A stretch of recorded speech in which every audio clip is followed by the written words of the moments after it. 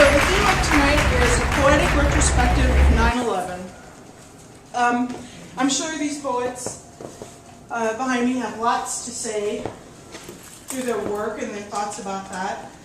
I can say that my thoughts are, as I stated before the music began, that people have been labeling the 10th anniversary of 9/11, and so I came up with my own label as I stole it from Rachel Maddow called Day of Casualties, Decade of Comeuppance. And I feel as though it is not patriotic to play the victim in our country regarding that event.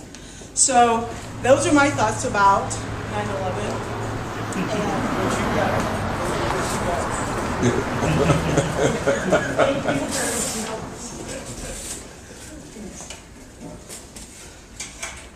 Question.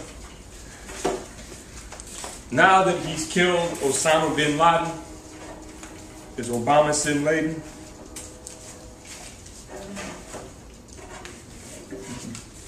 I mentioned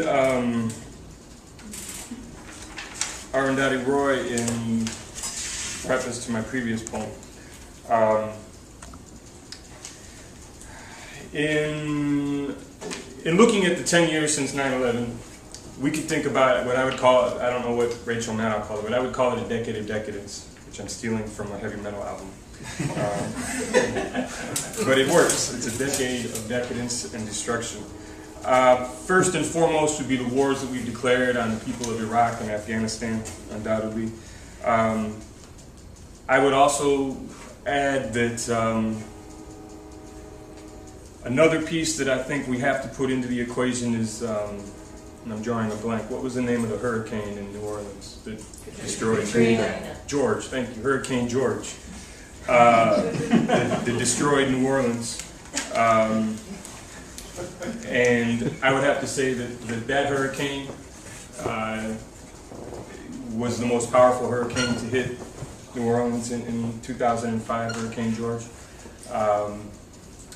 And the fallout from that. Anybody see, what was the Spike Lee movie that he did? Not the When the Levees Broke, but the 5 years. He went back 5 years later, which I thought was really interesting. Did anybody see that? Yes. Was God willing the creek don't rise or something like that? Spike Lee went down there after the hurricane and documented a lot of what was going on, but then he went back 5 years later and there's some really interesting stuff. If you get a chance to see that documentary, I think it's called God Willing the Creek Don't Rise. But I would add that to the fallout of 9/11 in terms of, National Guard was off fighting these wars and were not available at that time.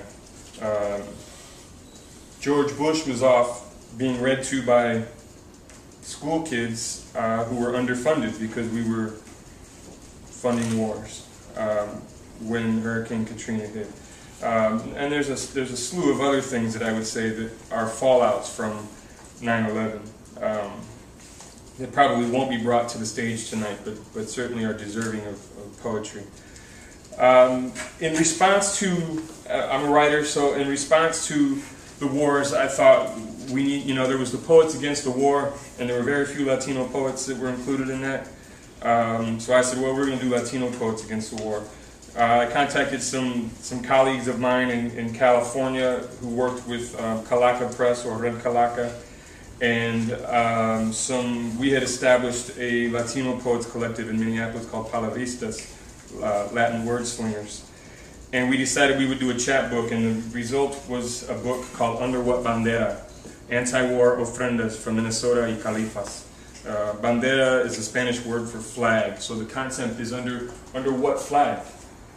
Because a lot of Latinos were off fighting in these wars, a lot of Latinos were off protesting these wars, a lot of Latinos were being promised U.S. citizenship if they joined the military,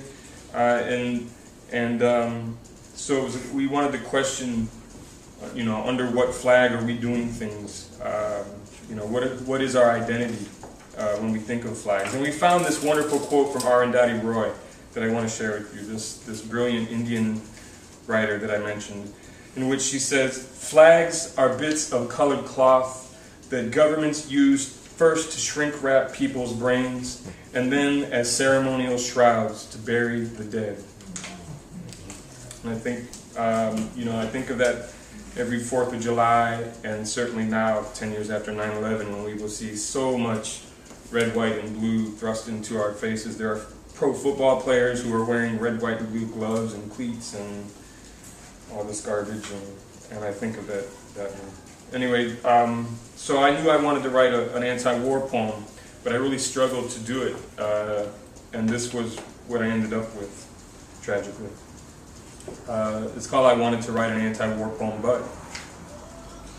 Ever since the war started 1 year ago today, I have wanted to write an anti-war poem. For each of the last 365 days, I've been trying to write, to voice my opinion in opposition to this war, but nothing has come out. After 5 days of watching and not watching bombs fall on Iraq, I thought I had it when some white boy during a soccer game told me to go back to Baghdad. And as my fist found his temples in retaliation for the bombs that were obliterating theirs, I remember thinking to myself amidst that slow motion home movie haze, you know, when something happens and everything just slows down and you can see it. Amidst that slow motion home movie haze, this will make a great poem. A poem about how he mistook Mesoamerica for Mesopotamia, Borinquen for Babylon, and why Baghdad instead of Brasilia, Beijing, Beirut, Bogota, Bombay, even Biracialville, USA.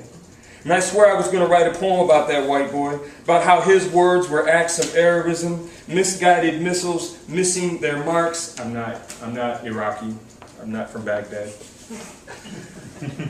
Leaving brown bodies burning, turning soccer fields into battlefields, turning mosques and marketplaces into burial grounds. I wanted to write that poem, testimony to our bodies, how they have always been battlefields and burial grounds. I wanted to tell that white boy off in a poem that said, go back to Nazi Germany, go back to imperialist Britain, go back to Hollywood, go back into the Oval Office, go back across the Mason-Dixie line, go back to Oklahoma City, go back to Jasper, Texas, go back to the suburbs, go back into every red, white, and blue-blooded American home, crawl back inside the weapon of mass distraction that is the centerpiece of your living room, back into the studios of CNN. You can go anywhere you want to, Mr. All-American White Boy, as long as you go back. Because where else do you go when you've reached the top of the world? Damn. I wanted to write that poem, but I never did. Instead, I traveled, crisscrossed the country, wrote and read other poems. I think I wrote a poem for my brother, who has never seen the island that gave birth to our grandmother, wrote one for a lover whom I lost to another, but no poems against war. I played soccer and too many video games, watched the Super Bowl, skipped the halftime fiasco. That was the year of the Justin Timberlake-Janet Jackson incident. But wrote no poems against the war. But I swear to you, I wanted to. I've been meaning to write that anti-war poem, even had deadlines. And then Haiti made headlines and that war hit close to my ancestral home again. My heart a hurricane, and I felt a need to start all over again, searching for the right words to say as a grandchild of Borinquen to the people of neighboring Haiti, to the heirs of Kawanabo and Anacaona, children of two sons. Wanted to write that poem, but there were rallies and meetings to attend, and I needed a new job. One where I wasn't plagued by white liberals asking where I came from and trying to speak Spanish. That's the flip side of the coin of go back to Baghdad, it's where are you from? Wanted to write my anti-war poem standing on firm ground, but I'm looking for a new place to live. Can't tell you where I'll call home in a month. Been questioning where I call home even now. wanted to write a poem that meant something. I wanted to write a poem that made a difference, that could stop bullets, topple empires, a poem that would rebuild marketplaces, breathe life back into burnt brown bodies, a poem that could cross rivers with two names, Rio Grande y Bravo, Tigris and Dijla, Euphrates and Furat, traversing Mesoamerica and Mesopotamia. And I swear, if these wars ever end, the one that rages always over there somewhere, and the one right here in my heart, if these wars ever end, if my brother ever makes it to Puerto Rico, if my lost lover ever comes back to me, if I ever find home, work with meaning, if the war that just wants peace and love, if that war over there, and there, and there, and there, if this war right here ever, if these wars ever end, if I can ever find a moment's quiet, peace of mind, then maybe, just maybe, I'll write that anti-war poem.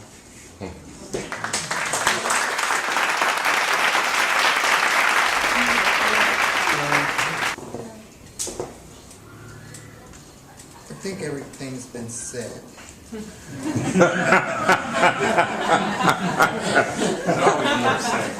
snacks on the way out. This poem is called PDAs, Public Displays of Affection, and it's a precursor to 9/11 for what happened 10 years before, basically. And yeah, okay. PDAs. The Fort Wayne police officer, jittery in airport terminal, anticipated with his family, waiting for a buck private on leave from searching for Saddam in the Gulf. The green-black soldier held his brother in I won't let go embrace. I saw their arms full-muscled, tension bands. Another war ticked. A tiny man in my heart kicked me with steel-toed appreciation, sent bell to top, rang my throat with a dry, thick, burn-churning go. Would cops see sibling in 6 months? I gave my paper some words like a poem can stop a war, change hot polemics of the American family, for, against, two black men uniformed for service in context in so perfect proportion, one won't make it back to concrete streets of his childhood. Leave meant remembering, and remembering has brought me back to when I stood up, had raw poem sketching paper, spoke. I know you two don't know me, but this is for you both. It's a poem about brothers. Take it, please. They took it, looked frozen like sane people do at the crazy. I walked for exit, avoided Kodak flash. But here I am, new millennium, new Mexican-American private, same airport, new poem, where's Osama?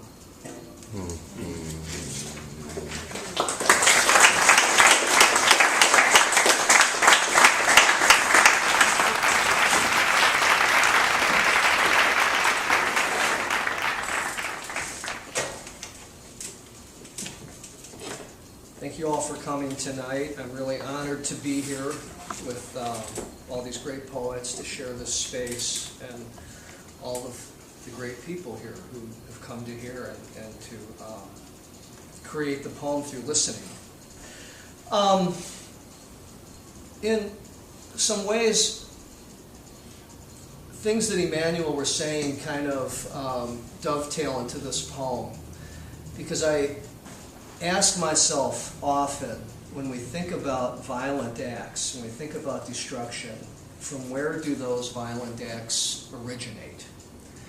And they've been around for the ages. And this is actually a poem about the atomic bomb, about Hiroshima. But in this poem, and I had a heck of a time finding this poem. I wrote this poem almost 25 years ago, and I could not find it, but it occurred to me last night on my walk. I thought, this might be a poem to share. Because in this poem, I question where the capacity to inflict violence on not only another culture but anyone originates. And in my normal surreal way, as Ketu can testify to, I don't want to simply lay the blame anywhere, and particularly on Truman, although Truman does make a guest appearance in this poem. But Truman in this poem, I hope, is going to be made a little bit more complicated. But other characters emerge, such as Benito Mussolini. He's going to actually be depicted in this poem as a Christ-like figure, and I would never see him as a Christ-like figure. And Vincent van Gogh. What do we know most about Van Gogh besides his work? Well, he inflicted self-destruction. He carved off his own ear. So this poem is going to move from the literal political into a relationship between violence and from where it originates. And I think in many ways, one of the things this poem, looking back at this poem 25 years later, I went, wow, there's things I like about this poem. And I could actually look at it as if it weren't mine. And I could say, what am I really saying? And one of the things that I think, when we think about every action we take, what do we really want in life? I think we want to love, and I think we want to be loved. And I don't want to oversimplify, but all of the other stuff gets in the way. All of the power grabs, all of the egoic movements, all of the this and that. But when you boil it down, we want to love one another. And we want to be loved. We want to be seen. So this poem speaks to that. And it's going to make some leaps, like I said, between Truman and this made-up family called Mr. and Mrs. Gray. And we'll see how this works. It's called Hiroshima as Inscribed in the Book of Questions. How could it have happened like that? In our own ears, among the vowel and split of isotropic drift. How could it have happened in the Midwest, among crickets and dusk and moist teenage tongues, urging the right kind of rubbing to ignite rows of moonlight in the corn? How could we ever return to north and west and south, to the calm of Chesterfields in our lungs, without first feeling the sudden vapor of ants blurring the air in our tubes? We could travel 1,000 molecules of the holy Ganges inside the spine and barely lift that lightning dawn from the coiled mouth of the serpent.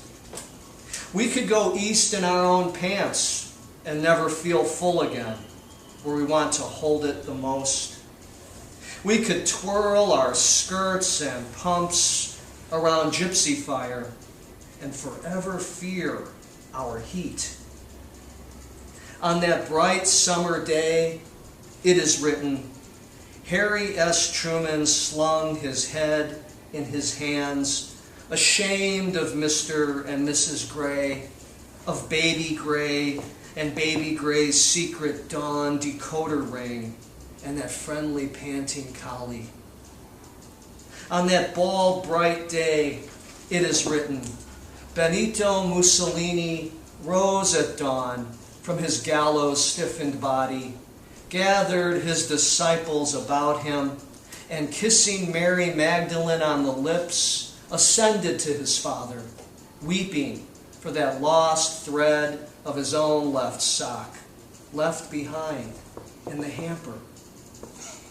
On that starry bright day, it is written, Vincent van Gogh repeatedly refused the advances of trash collectors to return his lettuce leaf ear, couldn't hear the flash of zebrafish going sunflower orange a moment before touching the extremities of ash, couldn't paint, that is, their skeletal sound. It is finished, they hummed into the deaf August dissolve, and then pumping their gills sighed, but where's the vinegar? How could it have ever happened like that? All I really wanted was a 13th disciple, Mussolini wept. A little summer home on the coast of Sicily, some bread and wine, a good long woman, and a faithful left sock. How could it have happened, Truman thought, in August like that, with the Grays taking snapshots at Yosemite and my wife in gaucho pants beneath cherry blossoms in rain? How could it happen, Van Gogh kept repeating, rummaging on hands and knees through the dump outside of town. All I wanted was to hear something orange. All I ever wanted was love.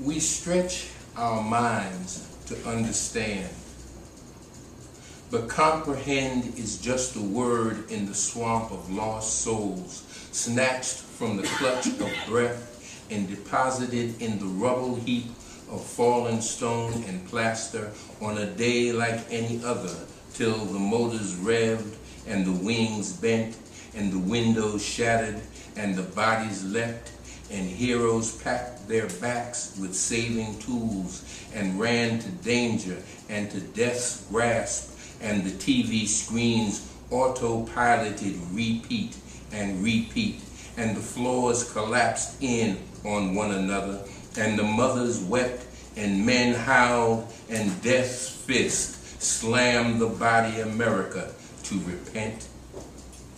There are memories in this space, bodies cut and bleeding eyes that never shut, minds that never will forget what they saw, felt. The day when America's history came home to roost, like Malcolm's chickens and JFK's ride past the Dallas Book Depository. Do you remember? There are days that lodge in the psyche to haunt and bedevil and to flush out the cobwebs so that light and fire and life might enter.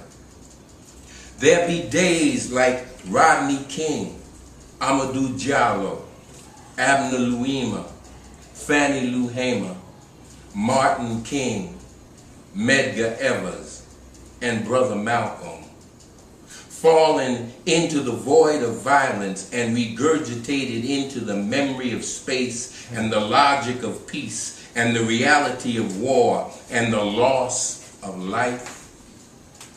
22,000 Afghani women burned themselves to death last year. Self-immolation be fire in the whole of their lives' madness, and religious mayhem prostrating before gods of war in Iraq and Afghanistan and Iran and Vietnam and the Congo and Nicaragua and Haiti and all places where boots have touched down. Bin Laden dead was no touchdown. Death cannot satisfy death. Only life can resurrect the departed. One dead American civilian engineer near Kabul monopolized headlines Labor Day weekend, but does not clear the path of the bodies littering the way, our ancestors' way, the way we would have our children walk into the life. James Craig Anderson beaten and run down in a Jackson, Mississippi parking lot by a Ford F-250 in a drunken haze of Mississippi white boy hate everywhere. Miami Vice 7 dead black men in the span of 8 months. Not one word from the White House with the black guy seated in the Oval Office contemplating finance, romancing the stone-deaf Republican Congress tuned into his navel, paying the bride price. We bend to multinational corporation oligarchs seeking their war chests for the next Oval Office buyout. Huntsman has a plan. Romney has a plan. Perry has a plan. Obama has been had, and we chase the ghost of demons who run us down and chained our future to an economic climb from ignorance and a savage peonage that shaped Europe's advance for 5 centuries. Instead of feeding the shrines of our gods and heeding the words of our prophets and warrior princes, we have come to worship a man unlike us in tone and temperament. We have acquiesced in letting the peons of Europe turn us into chattel and our minds into storehouses for a Babel that corrupts our culture, filling our children's spirit with the illogic of defeat. In this sanctuary of control, God is the image of a white man with outstretched arms and a benevolent countenance. While behind the mask, the ogre devouring blood and bone feeds on the carcasses of dried minds, infertile wombs, and devoted eunuchs dancing in a dervish of syncopated manipulations that have the appearance of life, but not its fervor or fire or its exacting breath, nor its stable gait through the valleys of hell. To think that peace could be masked in violence and mayhem, hold the scepter of the divine kings? What madness we have fallen to as believers, positing the renewal of a peace that never was, through a hierarchy of demonic angels grinning in the vortex with bloody knives. I have watched the buildings tumble and wondered if there was even the recognition that the bodies fallen and the souls sacrificed were partial payment for the ravaged villages and the gutted cultures of the people who lived here and there and fought until they saw no more need to resist, and ever since have been sucking on blue dahlias, waiting on the death that rescues the unsuspecting from themselves and the demons in the doorway. I have wondered in this moment between kamikaze airplanes and long wars to nail one man to the cross of martyrdom, whether they ever think us human, whether we ever cross their vision as people deserving something better, something honest, something more, something uncontrolled by their avarice. I have wondered in this depressed and psychotic state of economy if they can see the black blueprint of their demise in their history of manifest destiny. If they notice the need for revenge lurking behind the other's eyes. If they hear in our voices our ancient tongues speaking truths from the holy human place of ancestors awakened. When the ashes sprang from the crumbling towers, and the valiant humans who dashed to the rescue of humans, cause they had signed the ticket for that ride on that express from hell. I remember Father Michael Judge, limp and being carried through the ashes into the light. Michael, stationed at the crossroads, feet firmly planted in both worlds, rebuking demons on both sides of the grand divide between the living and the rest of us. In this revelatory anniversary moment, let us not forget those whose blood sacrifice remembers and remembers us all. and on the eve, with the threats of attack on the wire, with fear lodged in the American psyche, on baked dirt, rock-strewn lots across the planet, children with gnawing bellies and shoeless feet, and even less promise than the homeless black man in Atlanta, play football. We stretch our minds to understand, but comprehend is just a word in the swamp of lost souls, snatched from the clutch of breath and deposited in the rubble heap of falling stone and plaster on a day like any other, till the mortars revved and the wings bent and the windows shattered and the bodies leapt and heroes packed their backs with saving tools and ran to danger and to death's grasp and to the TV screens autopiloted repeat and repeat and repeat and repeat, and the floors collapsed in on one another, and the mothers wept, and men howled, and death's fist slammed the body America to repent.